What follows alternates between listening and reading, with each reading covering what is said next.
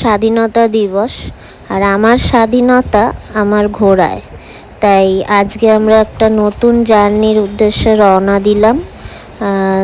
চলুন ধীরে ধীরে আমরা সমস্ত জার্নিটাকে এক্সপ্লোর করব। এখন ভোর 5:30, আমরা মধ্যমগ্রাম থেকে রওনা দিয়েছি। আমাদের গন্তব্য হলো সোজা ধানবাদ। সকাল 7:20, মাঝে আমরা একটু ব্রেকফাস্ট করেছি। এখন আমরা ক্রস করছি বর্ধমান। এই চালের ফ্যাক্টরিগুলো দেখেই বুঝতে পারছেন আশা করি।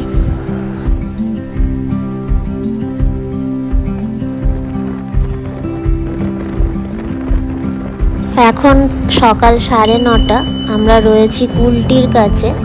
রাস্তার ধারে দেখা যাচ্ছে কিছু কোল মাইনিং স্পট।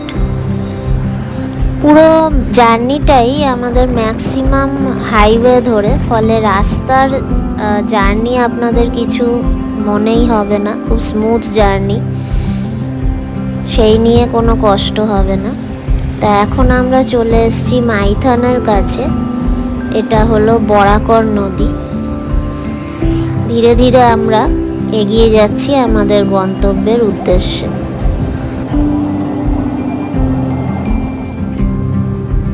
এখন সকাল 10টা হবে এবং রাস্তার কিছুটা অংশে একটু জ্যাম থাকায় আমাদের জিপিএসের রাস্তাটা একটু ডাইভার্ট করে দিল, ফলে আমরা একটা অন্য ধরনের এক্সপিরিয়েন্স করলাম। একটা গ্রামের ভেতর দিয়ে ঘুরপথে আমরা ধানবাদ মেন সিটিতে প্রবেশ করব এবং এই জার্নিটাও খুব সুন্দর ছিল।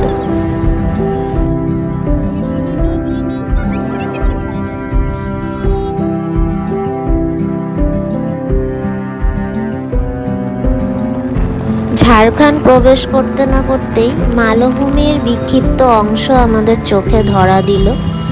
তা প্ল্যান অনুযায়ী আমরা সব থেকে দূরে যেটা ভেবেছিলাম সেখানেই আগে যাব। মানে প্রথম যাওয়ার আমাদের প্ল্যান ছিল উসরি ফলস। তা মেন সিটিতে প্রবেশ করে আমরা খুবই জ্যামের সম্মুখীন হই, ফলে ওই উসরির দিকে না গিয়ে আমরা সোজা চলে আসি তোপচাঁচি লেক। এখন আমরা ধীরে ধীরে এগিয়ে যাচ্ছি একটা সুন্দর পথের মধ্যে দিয়ে তোপচাঁচি লেকের দিকে।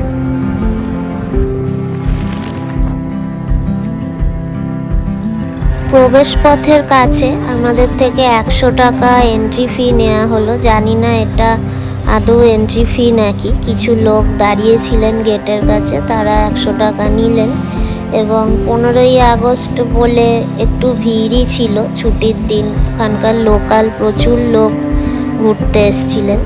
তবে লেকের ধারে পৌঁছে মনোরম প্রাকৃতিক দৃশ্য আমাদের মনকে সারা দিনের সকাল থেকে যে জার্নি একদম দূর করে দিল। আমরা একদম রিফ্রেশ হয়ে গেলাম।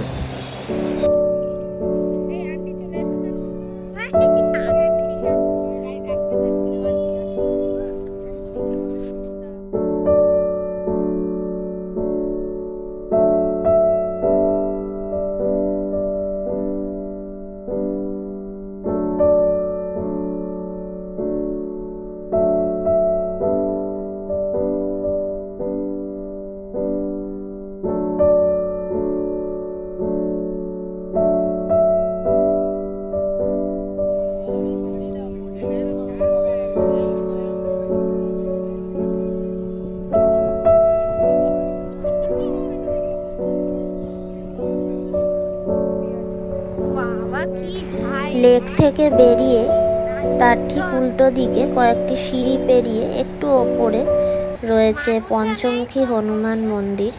অবশ্যই মন্দিরটি দর্শন করতে ভুলবেন না।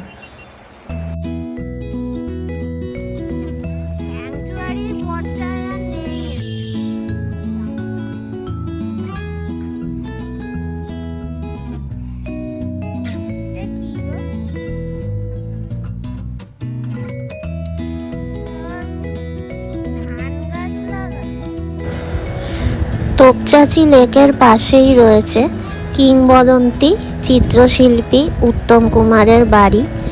আপনারা ইচ্ছা করলে এটাও দেখে আসতে পারেন। 15ই আগস্ট ছিল বলে আমাদের এই বাড়িটি দেখা হলো না, কারণ তালা বন্ধ ছিল। এখন বাজে দুপুর 12:30। সকাল 5:30টায় বেরিয়ে অনেকটা পথ জার্নি করে তোপচাচিলে ঘুরে আমরা এবার এগিয়ে চললাম ধানবাদ শহরের দিকে। আমাদের পরবর্তী গন্তব্য ছিল ভাটিন্ডা ফলস। তা ভাটিন্ডা ফলস যাওয়ার পথেই শহরের মধ্যে পড়বে রামরাজ মন্দির, যেটি আমরা ভাটিন্ডা ফলস যাওয়ার পথে একটু দর্শন করে নিলাম। এখানে একটা ইনফরমেশন দিয়ে রাখি, এই 12:30 থেকে মোটামুটি 2টো নাগাদ এই মন্দিরে পুজো দেয়া বন্ধ থাকে। আপনারা এই টাইমটুকু অ্যাভয়েড করতে পারেন, দরকার পড়লে ভাটিন্ডা ফলস ঘুরে এসে এই মন্দিরটি দর্শন করতে পারেন। মন্দিরের ঠিক পেছনেই এই সুন্দর জলপ্রবাহটি চোখে পড়ল। অনেকে এখানে স্নানও করছেন, আবার এখানে বোটিংয়েরও ব্যবস্থা আছে।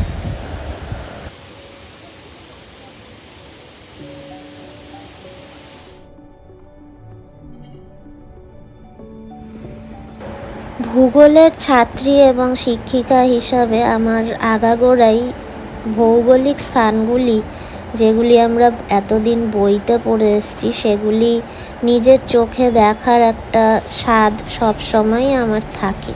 তাই এই ধানবাদ আসার আমার অন্যতম আরেকটি কারণ ছিল যে আমি এখানে এই কোল মাইনিংটা একটু ভালো করে দেখব। সেই উদ্দেশ্যে আমরা ঢুকে পড়লাম। আমাদের পথেই পড়ল একটি BCCL-এর কোল মাইনিং এরিয়া।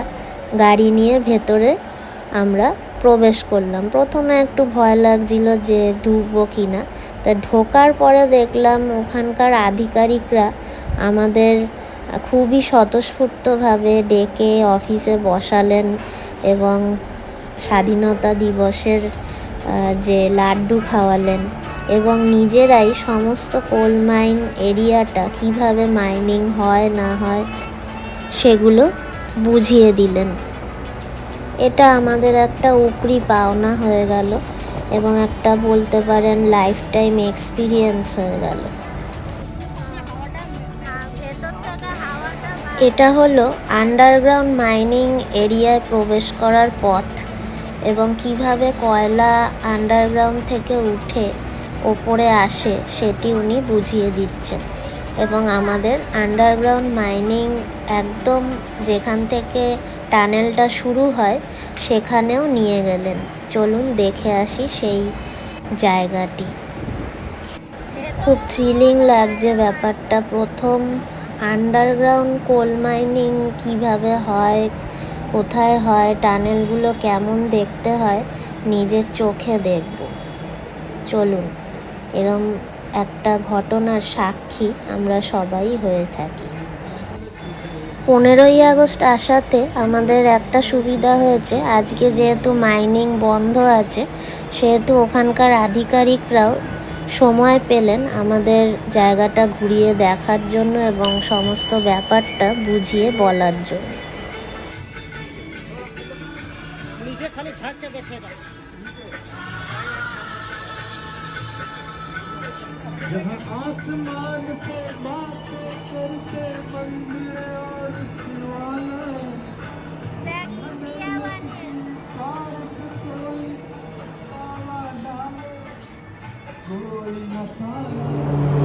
এই গেটটির মধ্যে দিয়েই খনির একদম অভ্যন্তরে পৌঁছানো যায়। চলুন ঢোকা যাক।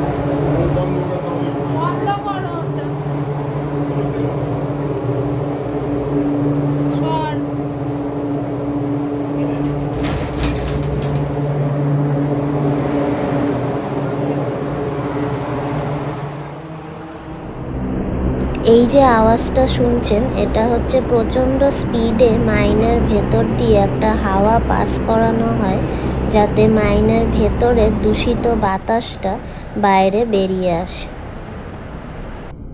এই টানেলের ভেতরে এখানকার কর্মীরা প্রায় 8 ঘন্টা থাকেন এবং ভেতরেই খাওয়া দাওয়া সমস্ত কিছু করেন। 8 ঘন্টা পরে কাজকর্ম করে তারা বেরিয়ে আসে। এই যে রেলপথটা দেখছেন, এটি সোজা টানেলের ভেতর ঢুকে গেছে এবং ভেতর থেকে ছোট ছোট গাড়িতে করে কয়লা লোড হয়ে এই পথ ধরে বেরিয়ে আসে। ওপেন মাইনিংয়ের থেকে আন্ডারগ্রাউন্ড মাইনিং নাকি এখন অনেক বেশি সিকিওর হয়ে গেছে। নতুন অনেক প্রসেস চলে এসছে এবং উন্নত যন্ত্রপাতি চলে এসছে, যার ফলে ফেটাল ইস্যুস অনেক কম হচ্ছে। সেই ব্যাপারেও ওনারা আমাদের বোঝালেন। এইখান থেকে যে আন্ডারগ্রাউন্ড মাইনিং হয়ে আসা কয়লাগুলো বাইরে এসে জমা হচ্ছে এবং সেইখান থেকে বড় বড় গাড়িতে সেই কয়লা লোড হচ্ছে।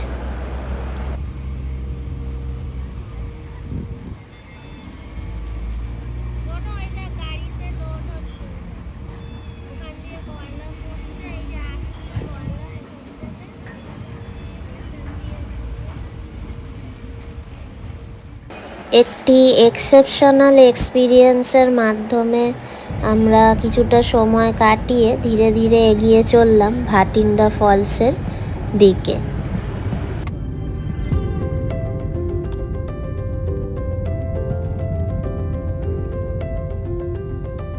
জিপিএস ধরে গাড়ি চালালে যা হয়, জিপিএস আমাদের একটা ঘুরপথ দিয়ে রাস্তা দেখিয়ে একটা গ্রামের মধ্যে দিয়ে নিয়ে গেল। তবে গ্রামের মধ্যে দিয়ে যাওয়ার ফলে আমরা ঝাড়খণ্ডের গ্রামের একটা চিত্র দেখতে পেলাম। এটাও একটা এক্সপিরিয়েন্স, সব কিছুই এক্সপিরিয়েন্স করতে হবে। তা যাই হোক, আমরা অবশেষে পৌঁছালাম সুন্দরী ভাটিন্ডা ফলস।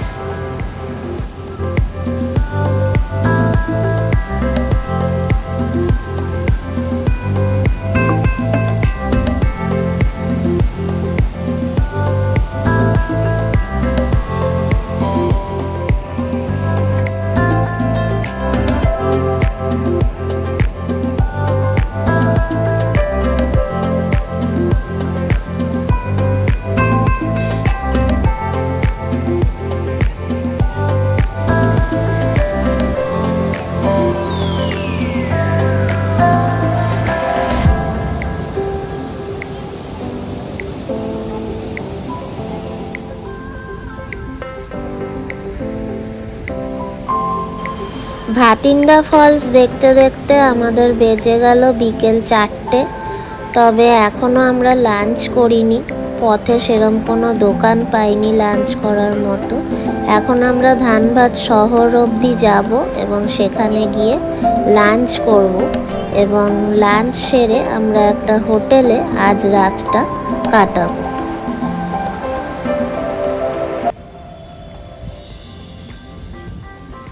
লাঞ্চ সেরে হোটেলে ঢুকতে ঢুকতে অনেকটা সন্ধে হয়ে যায়। তারপরে আমরা অনেকটাই টায়ার্ড ছিলাম, তাই রাতে আর রুমের ভিডিও করতে পারিনি।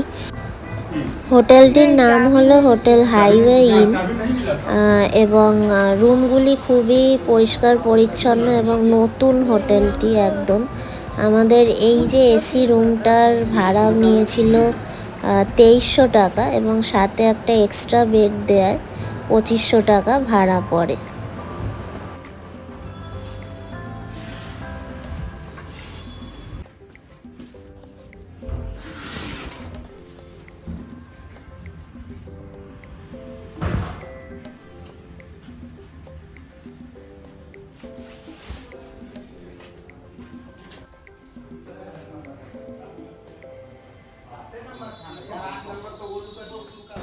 সকালবেলা আমরা ফ্রেশ হয়ে রুম ছেড়ে দিলাম এবং রওনা দিলাম আজকের আমাদের যেটা প্রধান গন্তব্য, সেটা হলো উসরি ফলসের উদ্দেশ্যে।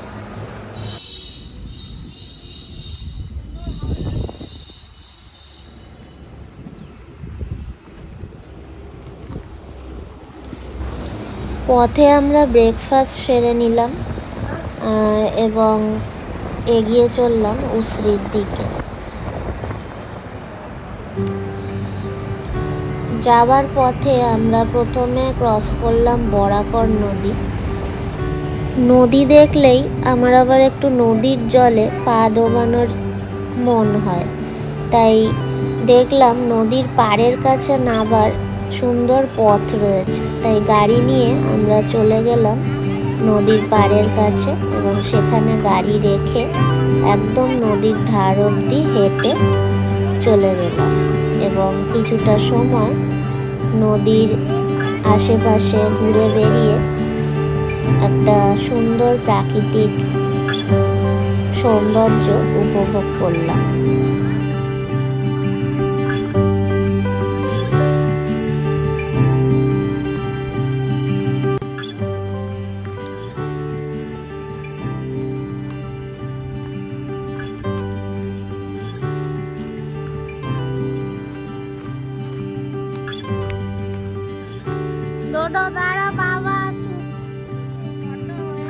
নদীর পাড়ে কিছু কচিকাঁচার দল ছিপ নিয়ে মাছ ধরছিল। আমরা তাদের থেকে ছিপটি নিয়ে নিজেরাই বসে গেলাম মাছ ধরতে। রাই এখনো রাস্তা খুঁজে পাচ্ছে।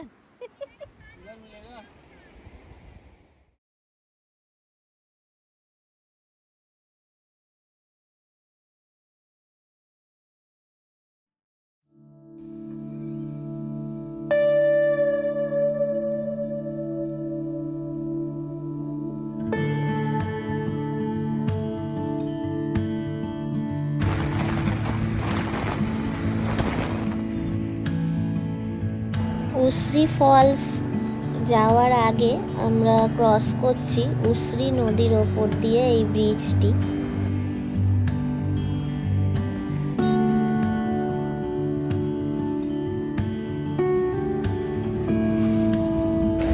নিজের গাড়ি নিয়ে যাওয়ার একটি সুবিধা হলো সমস্ত জার্নি পথটার মধ্যে যেখানে যেখানে আপনার ভালো লাগবে, দাঁড়িয়ে একটু প্রকৃতিকে উপভোগ করতে ইচ্ছা করবে, সেখানেই দাঁড়িয়ে সেই আনন্দ নিজের মতো করে উপভোগ করা যায়।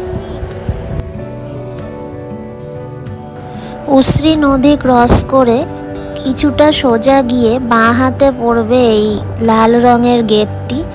এই গেটটি হলো উশ্রী ফলস যাওয়ার প্রবেশদ্বার। এখান থেকে কিছুটা এগোলেই আপনারা পৌঁছে যাবেন সেই রবীন্দ্রনাথ ঠাকুরের সহজ পাঠে উল্লেখিত বিখ্যাত উশ্রী ফলস।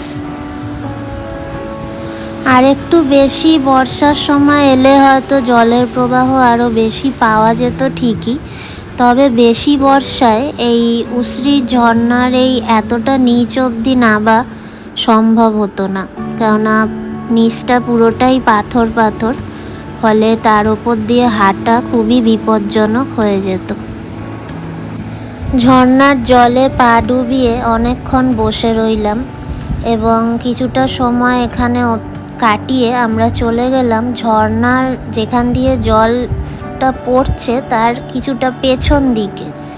মেন গেট থেকে বেরিয়ে একটু ডান হাতে হেঁটে এলেই নিচে নামলেই এই অংশটায় আপনারা পৌঁছাবেন, যেটা অবশ্যই ঘুরে আসবেন, খুব সুন্দর লাগবে এই জায়গাটা। এখান দিয়ে নদীটা প্রবাহিত হয়ে ওই জায়গাটা দিয়ে ফলটা হচ্ছে। তা এইখানে নদীর দৃশ্যটা খুবই সুন্দর, পাথরের ওপর দিয়ে ভেঙে ভেঙে নদীর জলটা পড়ছে, খুবই ভালো লাগবে। এই জায়গাটা অবশ্যই ঘুরে আসবেন।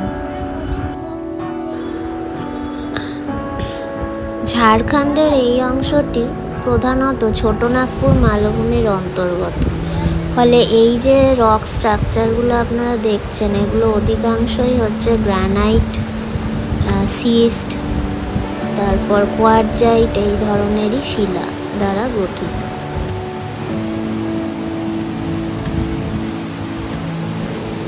ফেরার পথে আমাদের ইচ্ছা ছিল যে পাঞ্চেত ড্যামটা একটু দেখে যাব, যে বর্ষার পরে যদি ড্যামের গেটগুলো খোলা পাই তাহলে একটা সুন্দর ভিউ পাবো। তবে মোটামুটি দুপুরের দিকে টেম্পারেচার এত বেশি ছিল যে আর আমাদের ইচ্ছা করলো না, ফলে আমরা আর ওদিকে যাইনি। উসরি থেকে বেরোতে আমাদের 11:30টার মতো বাজে। আপনাদের হাতে যদি আরও সময় থাকে আপনারা ফেরার পথে পাঞ্চেত এবং মাইথন ড্যামটাও ঘুরে নিতে পারেন।